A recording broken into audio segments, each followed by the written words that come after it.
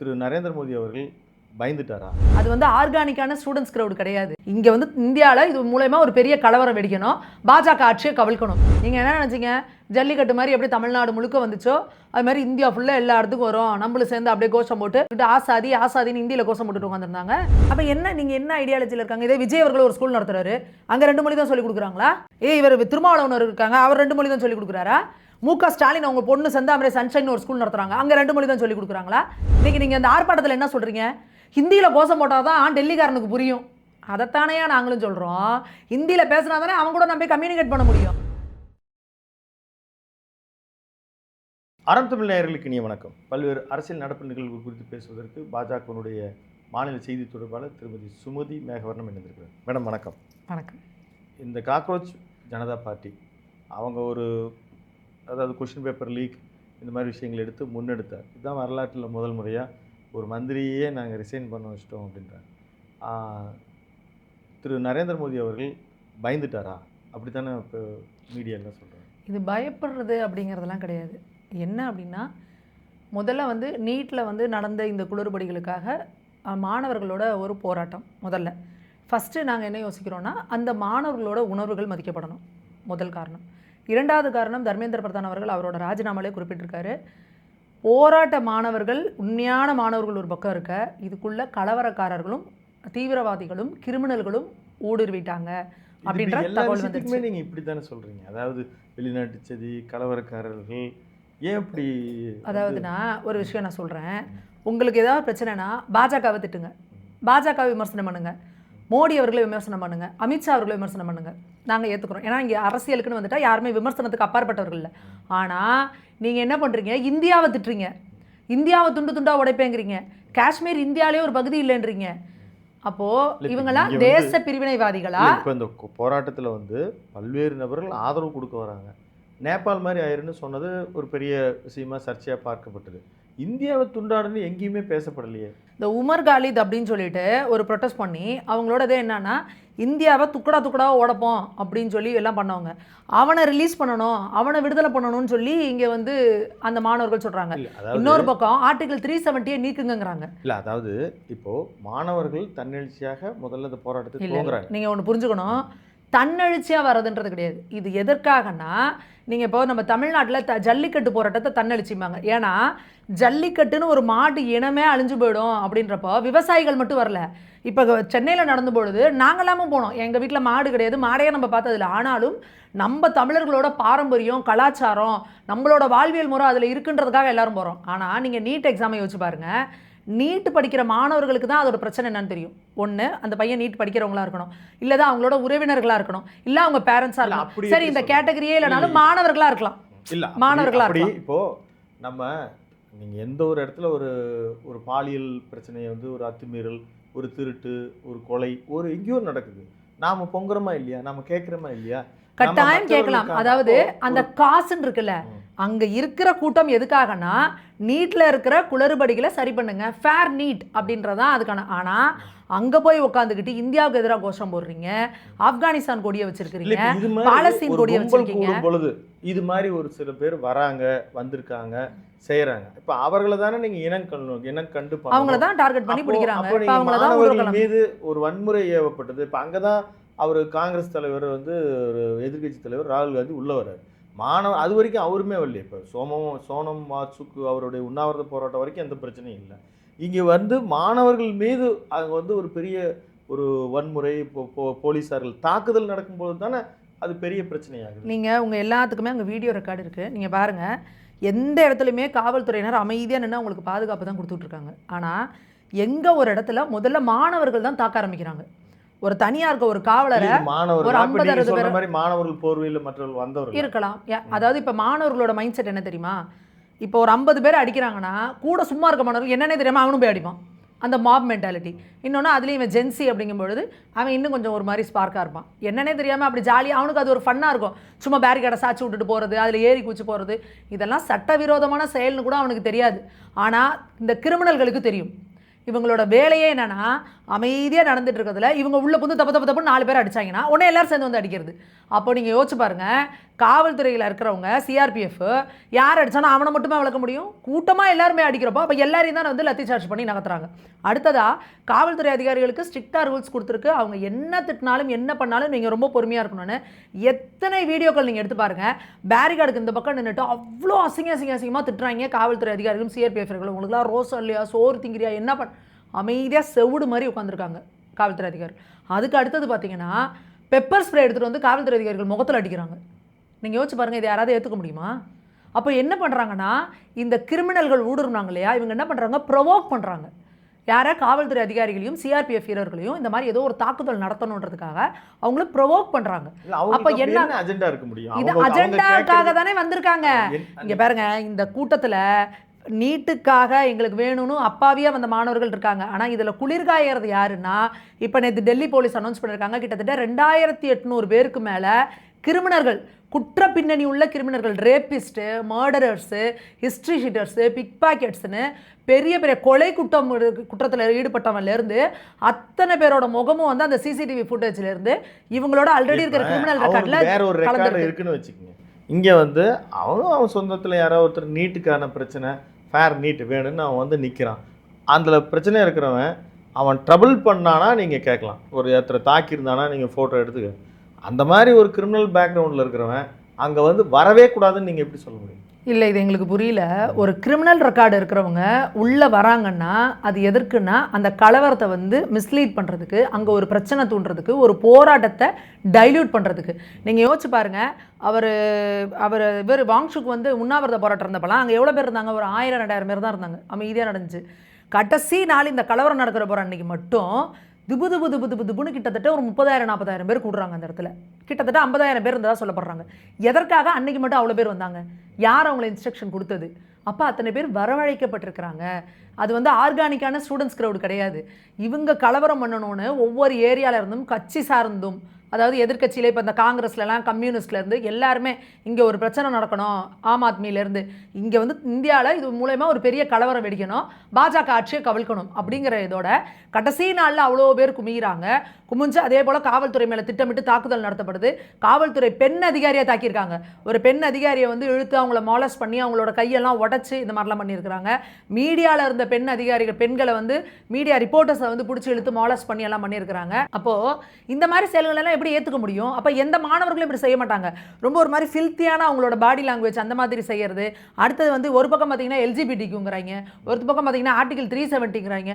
ஆளாளுக்கு ஒன்று பேசுகிறாங்க. அப்போ யாருக்குமே அங்கே எதுக்கு வந்தோம், என்ன எதுவுமே புரியல. இப்போ யார் பேசுகிறார்களோ அந்த போராட்டத்தினுடைய வழிநடத்தக்கூடிய காக்ரோச் ஜனதா பார்ட்டியினுடைய குரலை எடுத்து பார்த்தா அவங்க வந்து ஃபஸ்ட்லேருந்து முதல்ல அவர் எஜுகேஷன் மினிஸ்டராக இருந்த தர்மேந்திர பிரதானுடைய ரிசிக்னேஷனையும் அதுக்கப்புறம் அவங்களுடைய மெயினாக வந்து எங்களுக்கு எங்கள் போராட்டத்தில் எங்கள் மீது வழக்கு பதியக்கூடாது, இதை தான் கேட்டாங்க. அப்புறம் வந்து 1 கோடி ரூபா பணம் அந்த இறந்து போனவர்களுக்கு கேட்டாங்க. இப்போ மீண்டுமே நாங்கள் வந்து போராட்டத்திற்கு இப்போ நேற்று அவர் பேசியிருக்காரு, நாங்கள் மீண்டும் போராட்டத்துக்கு தயாராகணும். அப்போ பாஜக பழிவாங்கும் நடவடிக்கை துவங்கி விட்டதா? பழிவாங்குற நடவடிக்கைலாம் கிடையாது. தெளிவுபட என்ன சொல்லியிருக்காங்கன்னா, உண்மையாலுமே மாணவர்களோ இல்லை அந்த நீட் பேனுக்காகவோ இல்லை ஃபேர் நீட்டுக்காகவோ வந்து நீங்கள் வந்து கலந்துருக்கீங்க, அமைதியான முறையில் தான் இருந்தீங்கன்னா ஒரு பிரச்சனையும் கிடையாது.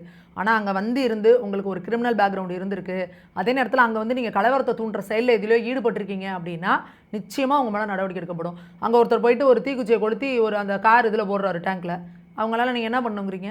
அவங்களாம் மாணவர்களுக்காக வந்தவங்கன்னு நினைக்கிறீங்களா நீங்கள்? அப்போ அந்த மாதிரி இருக்கவங்க மேலே நடவடிக்கை எடுக்கணும். 2 லாரி நிறக்க கல்லை கொண்டாந்து நிறுத்தி வச்சுருக்குறாங்க. ஃபுல்லாக இராணுவ அதிகாரி மாதிரியும் காவல்துறை அதிகாரி மாதிரியும் கல்லை விட்டு அடிக்கிறாங்க. ஸ்டோன் பெல்ட்டிங் பண்ணக்கூடாது அப்படின்றது தடை செய்யப்பட்டது. அப்போ ஸ்டோன் பெல்ட்டிங் பண்ணால் என்ன பண்ணுவாங்க? அப்போ அவங்க திருப்பி அவங்களுக்கு ப்ரொடெக்ட் பண்ணிக்க திருப்பி அவங்க வந்து அவங்கள மாணவர்களை தாக்கி தான் ஆகணும். அப்போ மாணவர்களை தாக்குறதையோ இந்த மாதிரி செஞ்சதையோ யாருமே நியாயம்னு சொல்ல, அது தப்பு, செஞ்சுருக்கக்கூடாது. ஆனால் இதுக்குள்ளே ஊடுருனவங்க அதை செய்கிற மாதிரி அவங்கள தூண்டியிருக்காங்க. அப்போ இதுக்கோட உள்ளர்த்தம் என்ன அப்படின்னா, திட்டமிட்ட இந்தியாவில் ஒரு பெரிய கலவரத்தை உண்டு பண்ணணும். எப்படி நேபாளையும் ஸ்ரீலங்காலையும் பங்களாதேஷ்லையும் ஒரு பெரிய புரட்சியை உண்டு பண்ணி பார்லிமெண்ட்டை நோக்கி நீங்கள் எதுக்கு போகிறீங்க?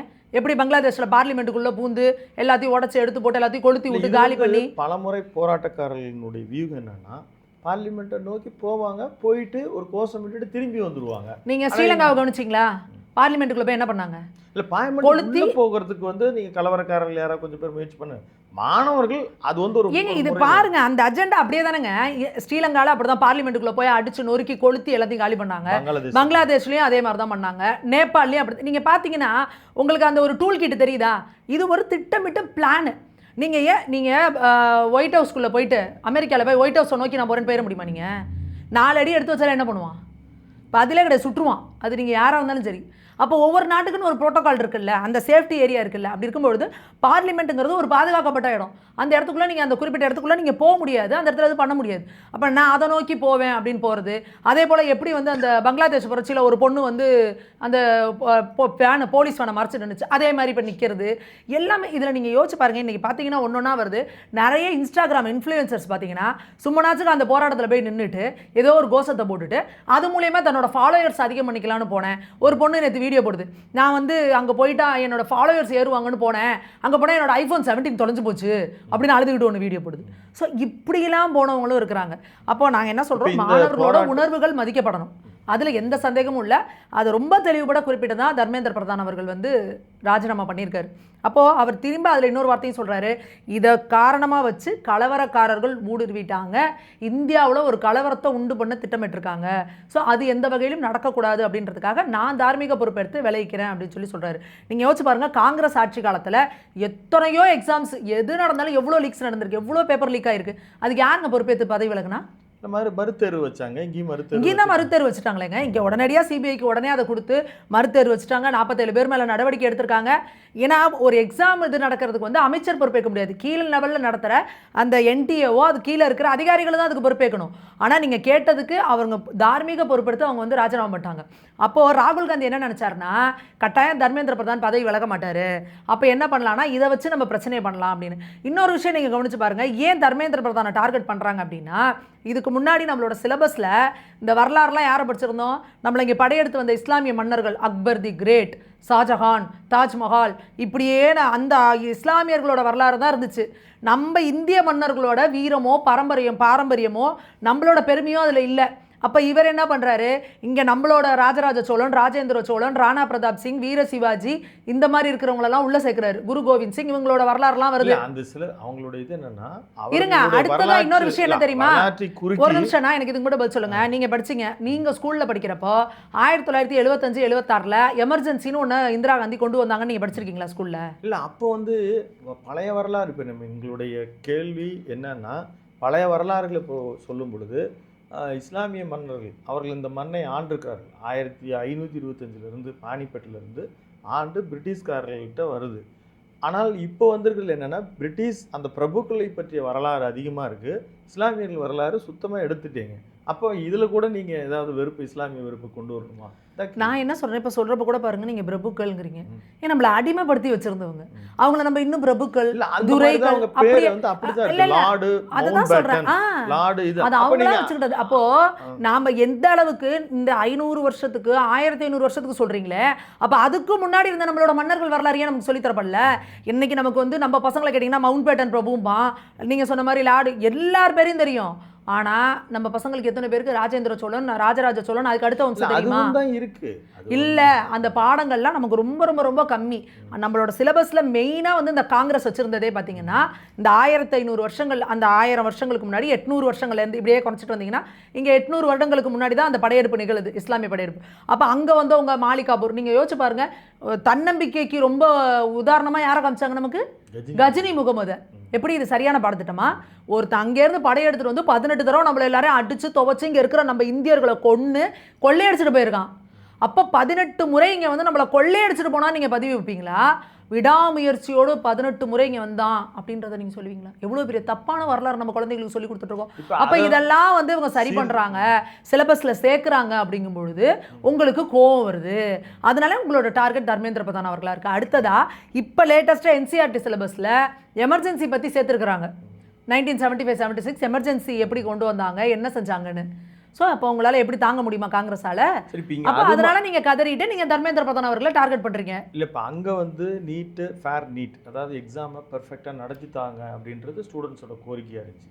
இங்கே தமிழ்நாட்டில் பார்த்தீங்கன்னா எக்ஸாமே வேணான் அப்படின்னு சொல்லி திரைப்பட இயக்குனர் திரு வெற்றிமாறன்ல இருந்து ரஞ்சித், நிறைய வெற்றிமாறன், அவர்கள் அமீர். எல்லாமே நீலம் ஃபவுண்டேஷன் வந்து ஒரு ஸ்பேஸ் கொடுத்தாங்க, கம்யூனிஸ்ட் இயக்கங்கள் ஒரு ஸ்பேஸ் கொடுத்தாங்க. அந்த போராட்டங்களும் ஒடுக்கப்பட்டு விட்டது. அப்போது விஜய் வந்து பிஜேபியோட கனெக்டில் இருக்காரு அப்படின்ற பேச்செல்லாம் வந்துச்சு. இங்கே இந்த யார் ஒடுக்குனாங்க? உங்களுக்குலாம் பர்மிஷன் கொடுத்தாங்க, நீங்கள் எல்லாம் போய் உட்காந்து கத்திக்கிட்டு தானே கிடந்தீங்க. பால நிலத்துக்கு போய் உட்காந்துருந்தீங்க, அங்கே நீளமில் உட்காந்துருந்தீங்க, எல்லாம் தானே பண்ணீங்க. நீங்களே இது பண்ணி கத்தி கத்தி பார்த்து நீங்களே கலைஞ்சு போயிட்டீங்க. நீங்கள் என்ன நினச்சிங்க, ஜல்லிக்கட்டு மாதிரி எப்படி தமிழ்நாடு முழுக்க வந்துச்சோ அது மாதிரி இந்தியா ஃபுல்லாக எல்லா இடத்துக்கும் வரும், நம்மளும் சேர்ந்து அப்படியே கோஷம் போட்டு, அதனால தான் உங்களுக்கு இந்தியா ஃபுல்லாக நம்ம மூஞ்சி ரீச் ஆகணும்னு தான் நீங்கள் உட்காந்துக்கிட்டு ஆசாதி ஆசாதின்னு இந்தியில் கோஷம் போட்டுட்டு உட்காந்துருந்தாங்க. அப்போ போன 5 வருஷம் திமுக ஆட்சி நடந்ததில்ல. திமுக ஆட்சியில் எங்கே போனாங்க அந்த போராளிகள்லாம்? ஏற்கனவே திமுகவே வந்து நீட் எதிர்ப்புக்கு வந்து ஆதரவானது தானே. அப்போ திமுக இவங்களெல்லாம் உட்கார வச்சிருக்க வேண்டியது தானே. 5 வருஷம் போராடக்கலாம், போராடிக்கிட்டே இருப்போம், நீட்டை நீக்கிற வரைக்கும் போக மாட்டோம், போட்டிருக்க வேண்டியது தானே. நீங்கள் அப்போல்லாம் என்ன கோமா ஸ்டேஜில் வந்தாங்களா? தொடர்ச்சியாக இந்த விஷயங்களாகட்டும், சிபிஎஸ்சி மார்க்ஸ், அந்த எவால்வேஷன், ஆன்ஸ்க்ரீன் மார்க் எவால்வேஷன் ஆகட்டும், தமிழ்நாட்டில் ஃபண்டு பிஎம்ஸ்கிரி பேசிட்டு எனக்கு எஸ்எஸ்சியை ஃபண்டு தராமல் அவர் நிறுத்ததாகட்டும், அப்போ நீங்கள் ஒரு தமிழ்நாடு பாஜகவாக இருந்து நீங்கள் பார்க்கும்போது தர்மேந்திர பிரதானுடைய ரியாக்ஷன்ஸு, அவர் பேசின அத்தனையுமே உங்களுக்கு ஏற்புடையதாக இருக்கா? இல்லைங்க, இது நீங்கள் ஒரு விஷயம் புரிஞ்சுக்கணும். இந்த ஏற்புடையது, இந்த பாடி லாங்குவேஜ் இதெல்லாம் தெரியும் அப்படின்னா, அவங்க வந்து அவங்களோட கல்ச்சரு, பேசுகிற வழக்கம் இது எல்லாமே வேறு. இங்கே நம்மளோட இது அது எல்லாமே வேறு. இன்னொன்று மொழி பிரச்சனை ஒன்று இருக்குது. அவர் ஹிந்தியில் ஒன்று சொன்னால் அதை அப்படியே இங்கே கம்ப்ளீட்டாக வேறையாக மாற்றி சொல்கிற வழக்கம் தான் இங்கே தமிழ்நாட்டில் இருக்குது. மோடி அவர்கள் பேசினதையும் அப்படி தான் அந்த 15 லட்சம் இப்போ வரைக்குமே இன்னும் சொல்லிட்டு தான் இருக்கிறாங்க. ஸோ இந்த பிரச்சனைகளும் நிறையா இருக்குது. இது எல்லாத்துக்கும் மேலே இங்கே தமிழ்நாட்டை தவிர மித்த இந்தியாவில் இருக்க எல்லா இடத்துலையும் வந்து நவோதயா பள்ளிகள் இருக்குது. ஏன் நவோதயா பள்ளிகளை வந்து ஏற்றுக்க மாட்டேங்குது தமிழ்நாடு? அதில் என்ன பிரச்சனை உங்களுக்கு இருக்குது? ஏன்னா நீங்கள் 3 லாங்குவேஜ், அதில் 3வது லாங்குவேஜ் ஹிந்தியே கிடையாதுங்க. கன்னடம் படிச்சுக்கலாம், தெலுங்கு படிச்சுக்கலாம். இப்போ இல்லை, அது அவர் சொல்லி எவ்வளோ வருஷம் ஆகுது? என்இபி வந்து எப்போ வந்துச்சு? என்இபி ஏற்றுக்கவே மாட்டேங்கிறீங்களே. இருங்க, ஒரு என்இபி போட்டு ஃபண்டு கொடுக்குறதா மத்திய அரசோட வேலை, ஸ்டாஃப் போடுறது யாரோட வேலை? மாநில அரசோட வேலை. அப்போ உங்களால் ஒரு கன்னட டீச்சரையோ தெலுங்கு டீச்சரையோ மலையாள டீச்சரையோ போட்டுக்க முடியலன்னு இயலாமையை ஒத்துக்கோங்க. ஏன் என்இபி மேலே கோளாறு சொல்கிறீங்க? அப்போ எங்களோட மாணவர்கள், அரசு பள்ளி மாணவர்கள் ஒரு 3 லாங்குவேஜ் கற்றுக்கிறதுல உங்களுக்கு என்ன பிரச்சனை?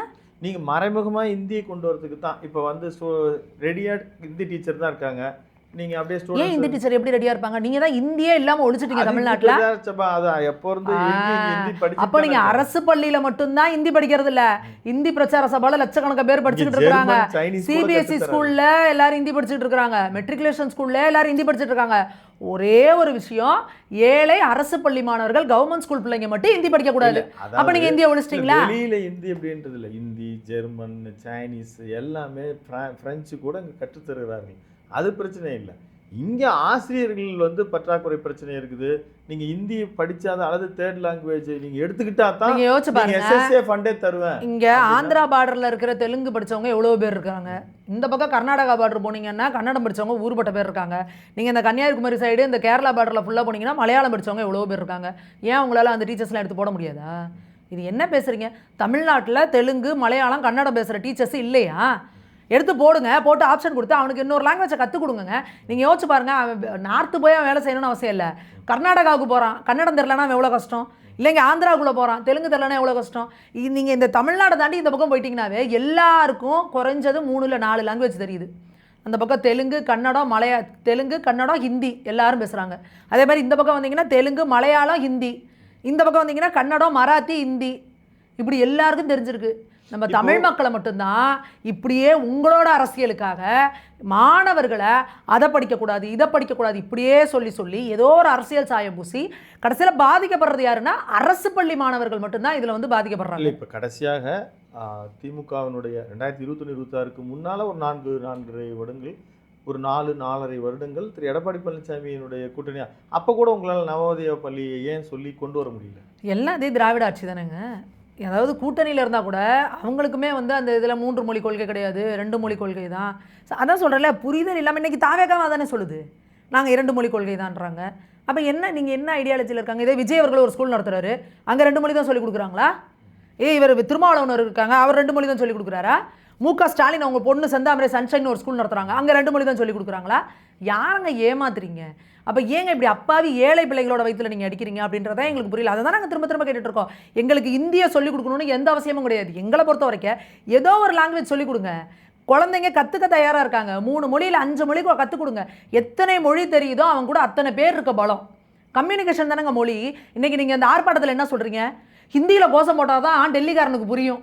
அதைத்தானே நாங்களும் சொல்கிறோம். ஹிந்தியில் பேசினா தானே அவன் கூட நம்ம போய் கம்யூனிகேட் பண்ண முடியும். அவனுக்கு புரியறதுக்காக தானே நாங்கள் ஹிந்தி கற்றுக்குறோங்கிறோம். இல்லை நாங்கள் வந்து என்ன அப்படியே அவங்கள எங்களை அடிமை பண்ணிடுறோம். எப்படி ஒரு ஹிந்தி மொழி கற்றுக்கிறதுனால என்னோட தமிழோட பெருமை அழிஞ்சிருமா? இப்போ எங்கள் வீட்டுக்கு சித்தியோ பெரியமாவோ வராங்கன்னா எங்கள் அம்மாவை துரத்தி விட்ருவோனா? கிடையாது. இல்லை அப்போ இந்த புரிதலே முதல்ல தப்பு.